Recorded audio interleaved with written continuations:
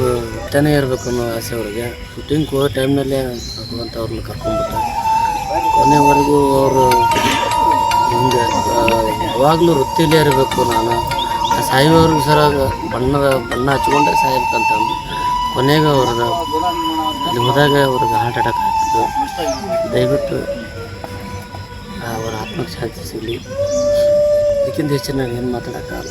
ನಿಮಗೆ ಮಾಹಿತಿ ಯಾವಾಗ ನನಗೆ ನಿನ್ನೆ ಬೆಳಗ್ಗೆ 8 ಗಂಟೆಗೆ ಗೊತ್ತಾಗಿದೆ. ನಾನು ಬೆಳಗಾವಿಯಲ್ಲಿ 8 ಗಂಟೆಗೆ ಗೊತ್ತಾದ ತಕ್ಷಣ ನಾನು ಅಲ್ಲಿಂದ ಹುಬ್ಬಳ್ಳಿಯಿಂದ ಅಲ್ಲಿ ಹೋಗೋದ್ರಾಗ ಹೋಗೋದ್ರೊಳಗೆ ಅವರು ಇನ್ನೂ ಸ್ವಲ್ಪ ಕೈಕಾಲೆಲ್ಲ ಆಡಿಸ್ತಾಯಿದ್ರು. ಆಸ್ಪತ್ರೆಗೆ ಎಂಟ್ರಿಯಾಗಿ ಜಸ್ಟ್ ಡಾಕ್ಟರ್ ಸ್ನೋ ಮೋರ್ ಅಂತಂದ್ರೆ ತುಂಬ ನೋವಾಯಿತು.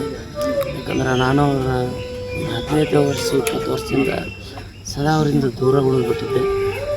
ಅವ್ರ ಜೊತೆಗೆ ಜಾಸ್ತಿ ಟೈಮ್ ಸ್ಪೆಂಡೇ ಮಾಡೋಕ್ಕಾಗಿರಲಿಲ್ಲ. ಬರೀ ದುಡಿಯೋದು, ಕಂಪನಿ ಕಲಾವಿದರು ಹಂಗಿರ್ಬೇಕು, ಪಾತ್ರ ಮಾಡಿರಿ, ಅವ್ರ ಜೊತೆಗಿರಿ, ಬೇರೆ ಇದೆ ಅಂತೇಳಿ ನಮ್ಮ ಕಲಾವಿದ್ರ ಜೊತೆಗೆ ಜೊತೆಗೆ ಬೆಳೆಸ್ಬಿಟ್ರು. ಅವ್ರ ಪ್ರೀತಿ ನಾವು ಕೊನೆವರೆಗೂ ಅವ್ರ ಜೊತೆಗೆ ಇರೋಕ್ಕಾಗಲಿಲ್ಲ. ಅದೇ ಒಂದು ದುಃಖಕರ ಸಂಗತಿ. ಅವರಿಗೆ ನಾವು ಮಕ್ಕಳ ಪ್ರೀತಿ ಕೊಡೋಕ್ಕಾಗಲೇ ಇಲ್ಲ. ಅದಕ್ಕೆ ದಯವಿಟ್ಟು ಅವ್ರು ನಮ್ಮನ್ನು ಕ್ಷಮಿಸ್ಬೇಕಂತೇಳಿ ಮತ್ತೊಮ್ಮೆ ಕೇಳ್ಬೋದು.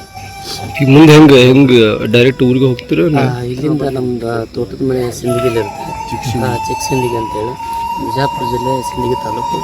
ಅಲ್ಲೇ ತೋಟದಲ್ಲೇ ಮಾಡ್ಬೇಕಂತೇಳಿ ಈಗಾಗಲೇ ಎಲ್ಲ ಹಿರಿಯರು ತೀರ್ಮಾನ ಮಾಡಿದ್ದಾರೆ. ಹಾಗೂ ನಮ್ಮ ಕುಟುಂಬದವ್ರು ಕೂಡ ಅಲ್ಲೇ ಮಾಡ್ಬೇಕಂತೇಳಿ ತೀರ್ಮಾನ ಮಾಡಿದ್ದಾರೆ. ಯಾಕಂದರೆ ಕಲಾವಿದರಿಗೆ ಜನಗಳನ್ನೇ ಆಸ್ತಿ. ಅದಕ್ಕೆ ಜನರ ಅಲ್ಲೇ ಜಾಸ್ತಿ ಬರೋದ್ರಿಂದ ಎಲ್ಲ ಕಡೆ ತೊಗೊಂಡೋಗೋಕ್ಕಾಗಲ್ಲ ನಮ್ಗೆ. ಅದಕ್ಕೆ ಡಾಕ್ಟ್ರನ್ನ ಅದನ್ನ ಹೇಳಿದ್ರೆ ಜಾಸ್ತಿ ಸ್ವಲ್ಪ ಸ್ಪೆಂಡ್ ಮಾಡಿಬಿಡ್ರಿ, ಆದಷ್ಟು ಬೇಗ ಮುಗಿಸ್ರಿ ಅಂತೇಳಿ ಒಂದು ಕೊಡಬೇಕಾದ್ರೆ ಮೊದಲೇ ಹೇಳಿದ್ರು.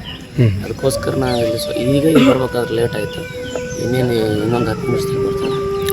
ಎಷ್ಟು ಗಂಟೆಗೆ ಅಂತಿಮ ಸಂಸ್ಕಾರ 3-4 ಗಂಟೆಗೆ ಆಗ್ಬೋದು ಸರ್. 3 ಗಂಟೆಗೆ ಅಂದರೆ ಇಲ್ಲಿಂದ ಮತ್ತೆ ಅಲ್ಲಿ ಸಿಂದಗಿ ಹೋಗಕ್ಕೆ ಒಂದು 2-3 ವಾರ ಬೇಕು ಸರ್. ಅಲ್ಲಿ ಹೋಗಿ ಮಾಡಿ